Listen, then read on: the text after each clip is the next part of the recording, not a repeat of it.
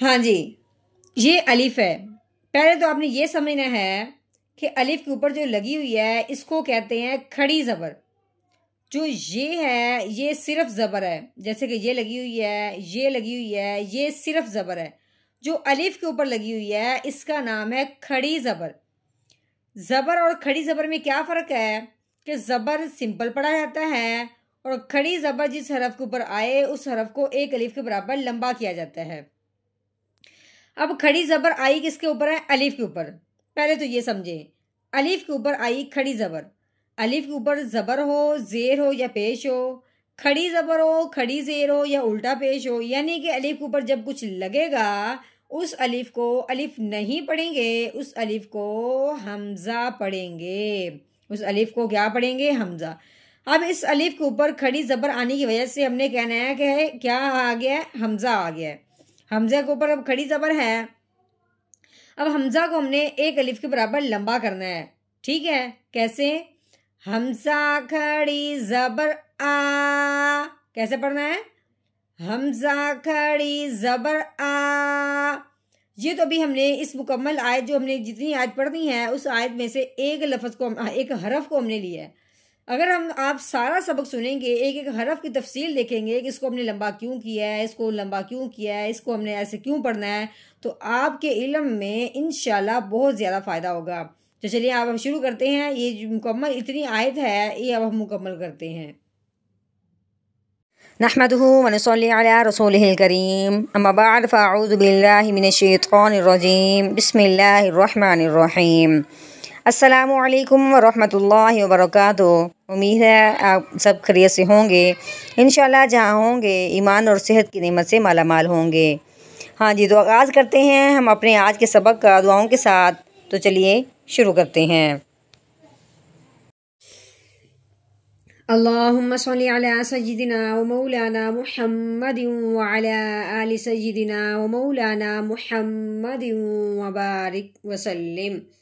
Rabbi इश्रह ली सदरी व यस्सिर ली अमरी वहलुल उक़दतम मिन लिसानी यफ़क़हू क़ौली। Rabbi ज़िदना इल्मा, rabbi ज़िदना इल्मा, rabbi ज़िदना इल्मा।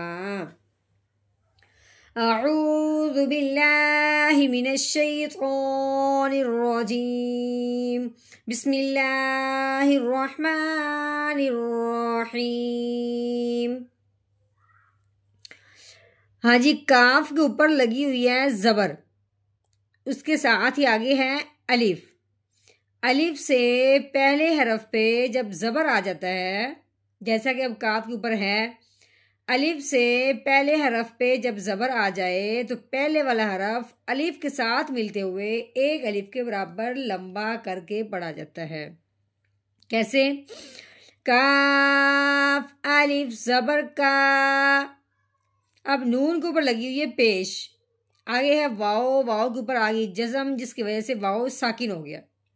वाओ साकिन हो उससे पहले हरफ पे पेश आ जाए, वाओ साकिन हो उससे पहले हरफ पे पेश आ जाए तो वो पहले वाला हरफ वाओ साकिन के साथ मिलते हुए एक अलिफ के बराबर लंबा किया जाएगा। कैसे? नून वाओ पेश नू, कानू। कैसे पढ़ा जाएगा? कानू। मीम के नीचे है ज़ेर, मीम है इसके नीचे लगी हुई है ज़ेर, मीम ज़ेर मी। नून के ऊपर ज़बर लगी हुई है, आगे अलिफ है, इसके ऊपर कुछ नहीं लगा हुआ, इसको अब हम नहीं पढ़ेंगे। क्यों? आगे लाम के ऊपर 3 दंदों वाली शाद लगी हुई है।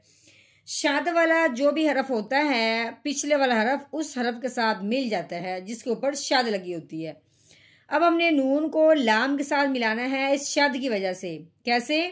नून लाम ज़बर नल, मीनल।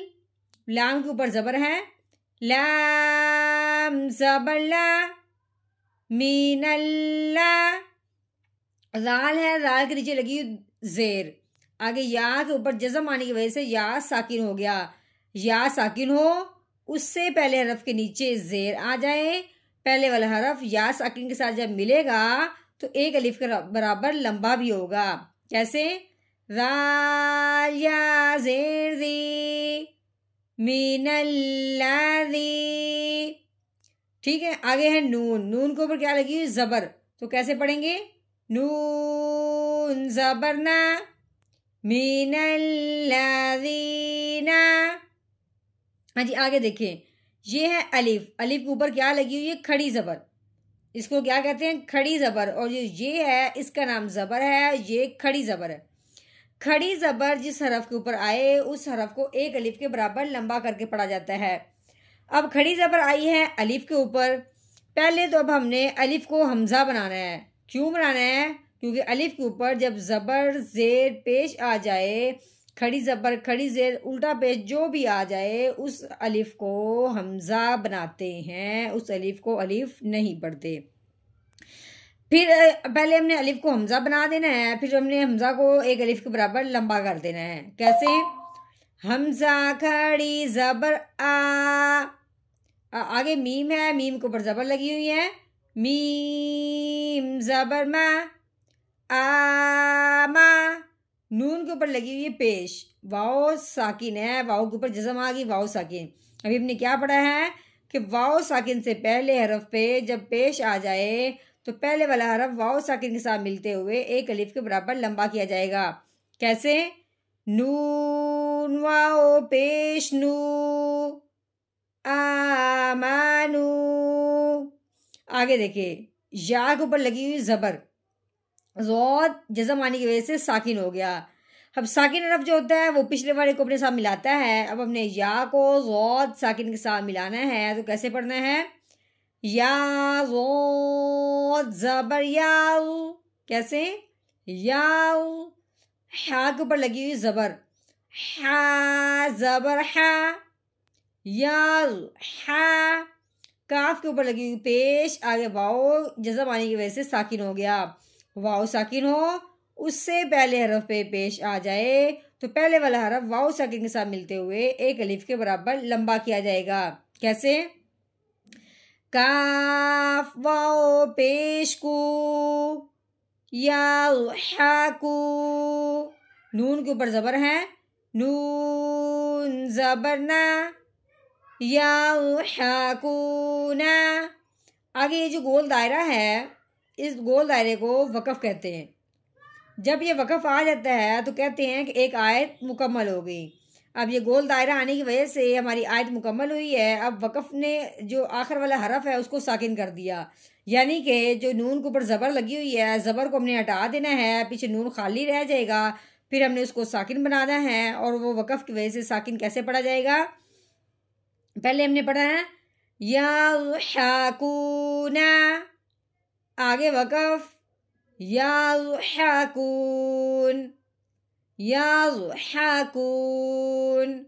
हाँ जी, अब जितनी आयत का हमने तोड़ किया है, अब उतनी आयत का अब हमने जोड़ करना है, यानी कि रवानगी के साथ पढ़ना है। तो कैसे पढ़ेंगे? कानू मिनल्लज़ीना आमानू यज़हकून, कानू मिनल्लज़ीना आमानू यज़हकून।